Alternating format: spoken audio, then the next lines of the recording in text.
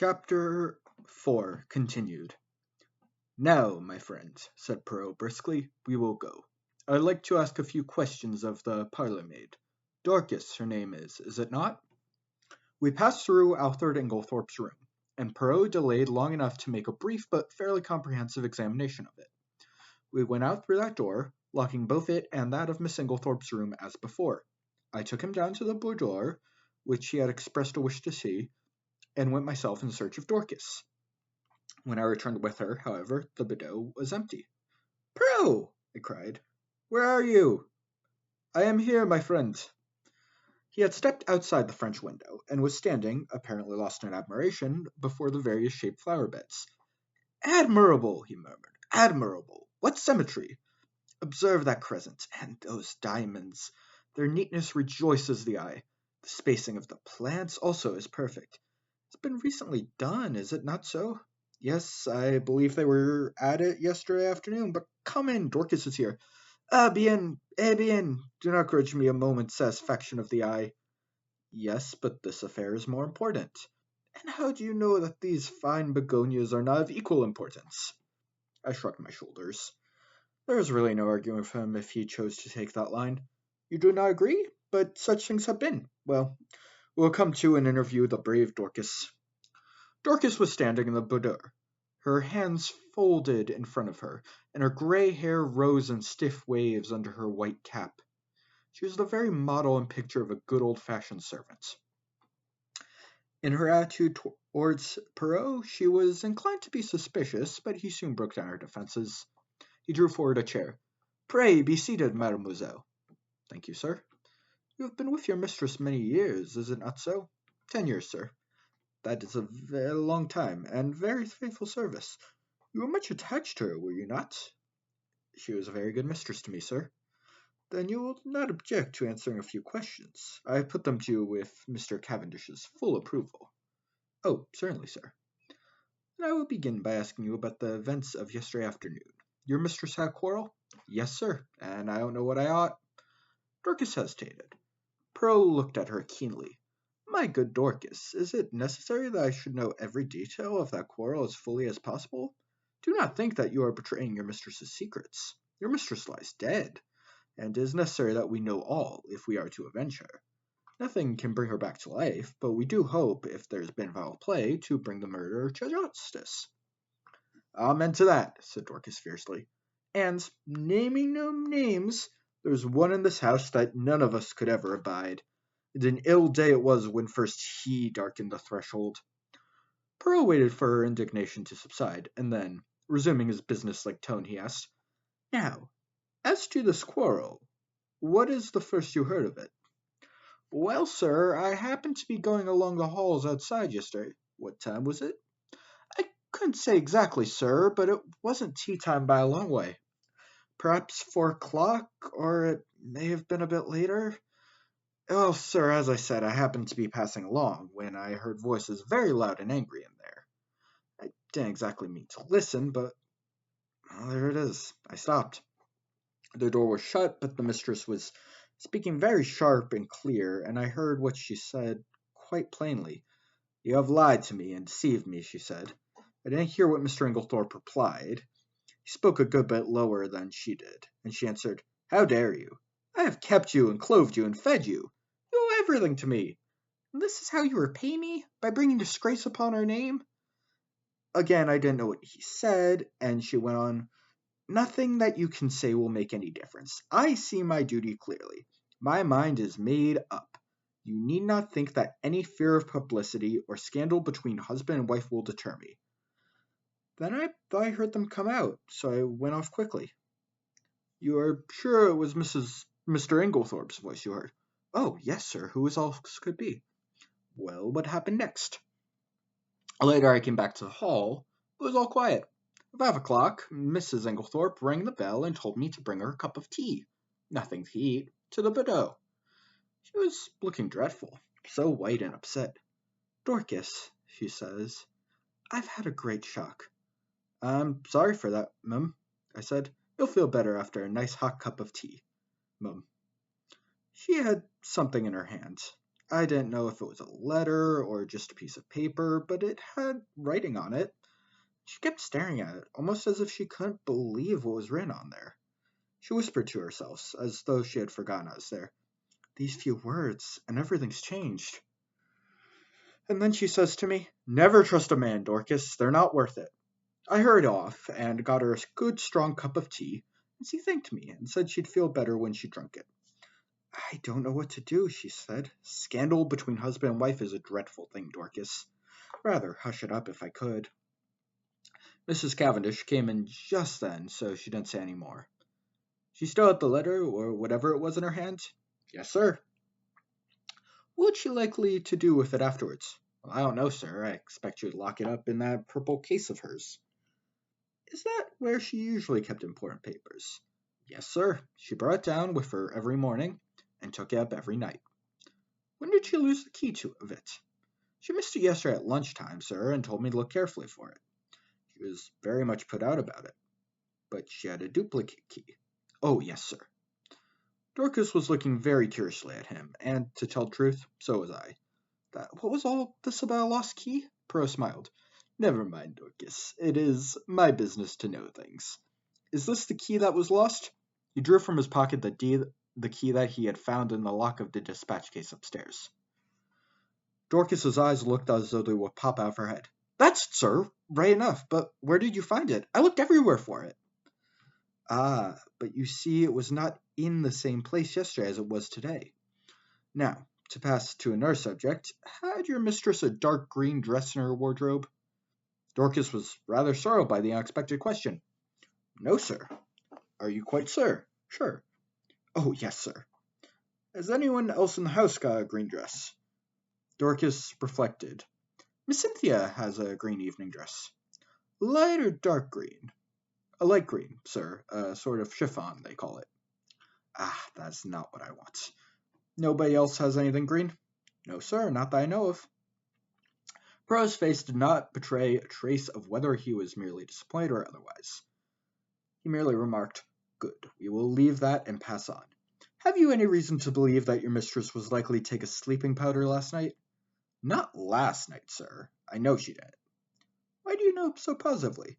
"Because the box was empty. She took the last one 2 days ago, and she didn't have any more made up." "You are quite sure of that?" "Positive, sir." "Then that is cleared up. By the way, your mistress didn't ask you to sign any paper yesterday." "Sign a paper? No, sir." "When Mr. Hastings and Mr. Lawrence came in yesterday evening, they found your mistress busy writing letters. Suppose you can give me no idea as to whom those letters were addressed." "I'm afraid I can't, sir. I was out in the evening. Perhaps Annie could tell you, though she's a careless girl. Never clicked the coffee cups away last night." "That's what happens when I'm not here to look after things." Pearl lifted his hand. "Since they have been left, Dorcas, leave them a little longer, I pray you. I would like to examine them." "Very well, sir." "What time did you go out last evening?" "About 6 o'clock, sir." "Thank you, Dorcas. That is all I have to ask you." He rose and strode to the window. "I've been admiring these flower beds. How many gardeners are employed here, by the way?" "Only 3 now, sir. 5 we had before the war, when it was kept as a gentleman's place should be." "Wish you could have seen it then, sir. A fair sight it was. Now there's only old Manning and young William, and a new-fashioned woman gardener in breeches and such like. Ah, these are dreadful times." "The good times will come again, Dorcas. At least, we hope so. Now, when will you send Annie to me here?" "Yes, sir. Thank you, sir." "How did you know that Mrs. Inglethorpe took sleeping powders?" I asked, in lively curiosity, as Dorcas left the room. "And about the lost key and the duplicate?"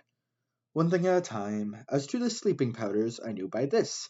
He suddenly produced a small cardboard box, such as chemists use for powders. "Where'd you find it?" "In the washstand drawer in Mrs. Inglethorpe's bedroom. It was number 6 of my catalogue.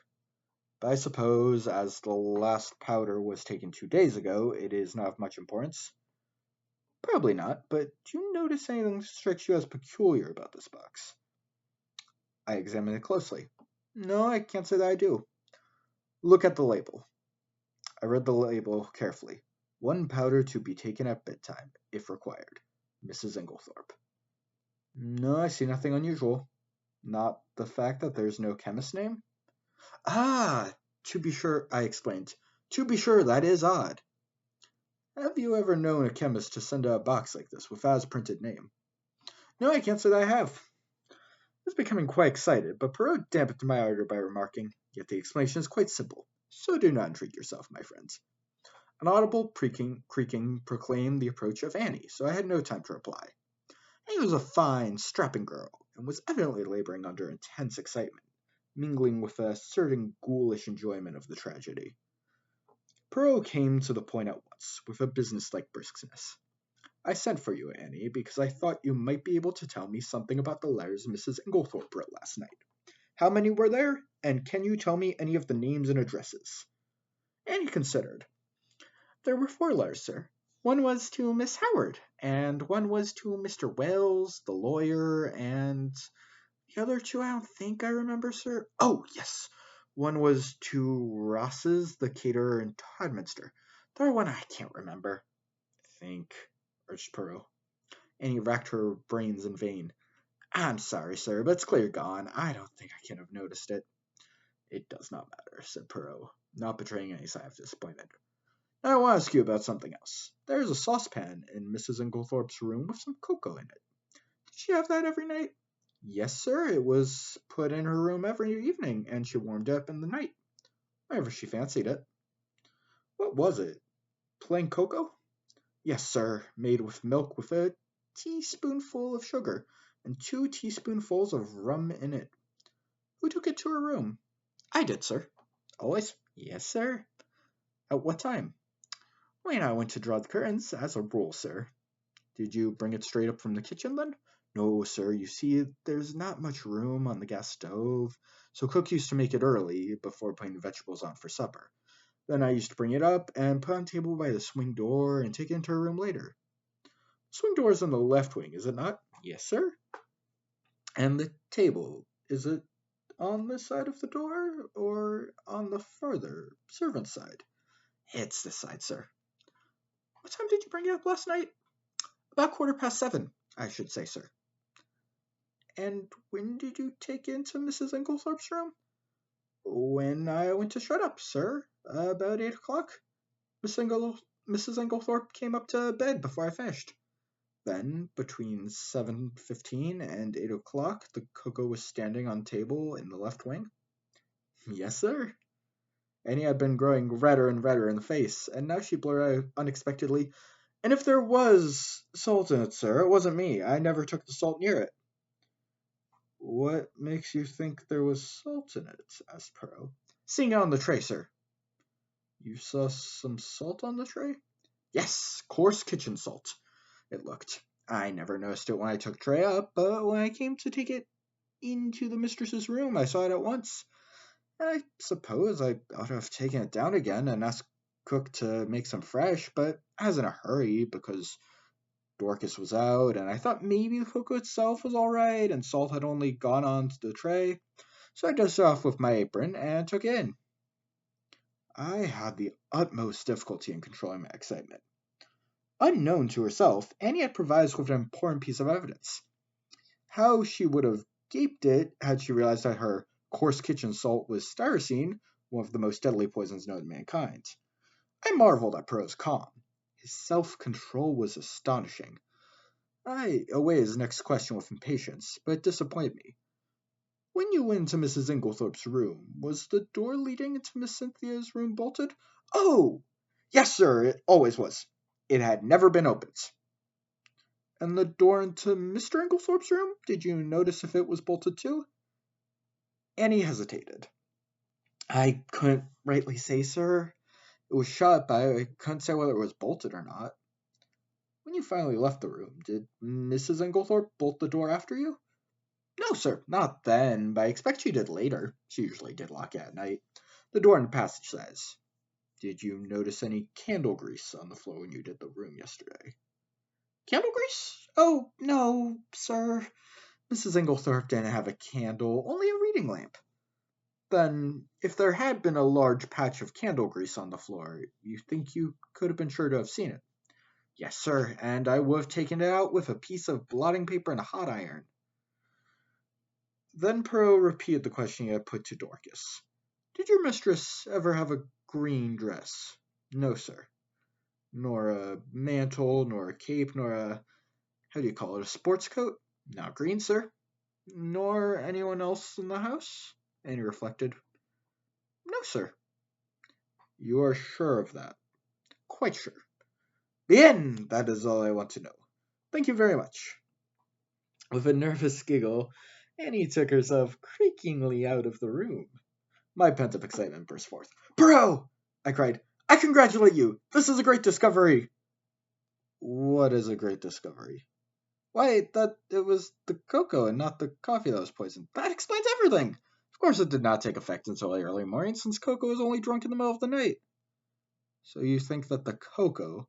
Mark well what I say, Hastings. The cocoa contains styrosine. Of course. That salt on the tray. What else could it have been? It might have been salt, replied Perrault placidly. I shrugged my shoulders. If he was going to take the matter that way, it was no good arguing with him. The idea crossed my mind, not for the first time, that poor old Perrault was growing old. Privately, I thought it lucky that he had associated with him someone of a man of a more receptive type of minds. Perrault was surveying me with quietly twinkling eyes. You are not pleased with me, mon ami? My dear Perrault, I said coldly, it is not for me to dictate to you. You have a right to your own opinion, just as I have to mine. A most admirable sentiment, remarked Perrault, rising briskly to his feet. Now I have finished with this room. By the way, whose is the smaller desk in the corner? Mr. Inglethorpe's? Ah! He tried the roll top tentatively. Locked. But perhaps one of Mrs. Inglethorpe's keys would open it. He tried several, twisting and turning them with a practiced hand, and finally uttering an ejaculation of satisfaction. Voila! It is not the key, but it will open it at a pinch. He slid back the roll top and ran a rapid eye over the neatly filled papers. To my surprise, he did not examine them, merely remarking approvingly as he relocked the desk. Decidedly, he is a man of method, this Mr. Inglethorpe. A man of method was, in Perrault's estimation, the highest praise that could be bestowed on any individual. I felt that my friend was not what he had been as he rambled on disconnectedly. There were no stamps in his desks, but there might have been, mon ami? There might have been, yes. His eyes wandered around the room. This boulder has nothing more to tell us. It did not yield much, only this. He pulled out a crumpled envelope out of his pocket and tossed it over to me. It was rather a curious document, a plain, dirty-looking envelope with a few words scrawled across it, apparently at random. The following was a facsimile of it.